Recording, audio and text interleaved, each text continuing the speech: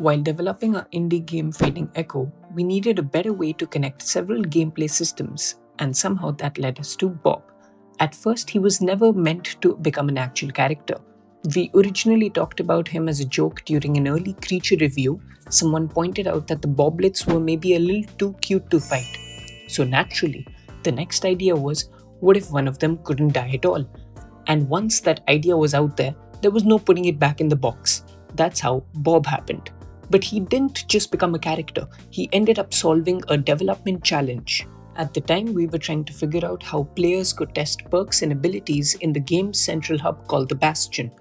Our first idea was to build dedicated testing groups. We wanted players to experiment with and master the different elements they might encounter. But to really make that work, we needed a living creature, and building an entire system just for that didn't make much sense. So someone suggested something much simpler.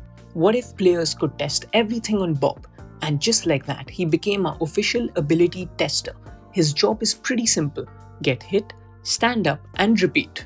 From the development side, Bob runs on top of our existing creature systems. He's built his blueprint with his own AI and behavior tree controlling how he reacts to the players, which means he's a fully functional gameplay system. He just also happens to be the team's favorite punching bag.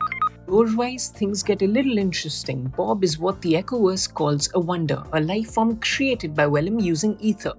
Originally, he was supposed to help with the day-to-day tasks, but Bob doesn't exactly like chores, so he found a better solution. He started duplicating himself, which is how the Boblets ended up spreading across Corel's ecosystem.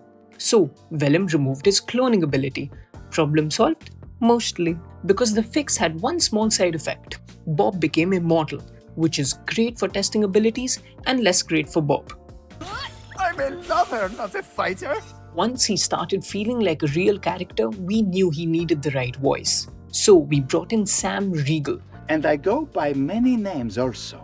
Some folks just call me Bob. He absolutely nailed the mix of charm, chaos, mild frustration, and just the right amount of dramatic French energy that makes Bob, well, Bob. So today, Bob is one of the strangest characters in Fading Echo.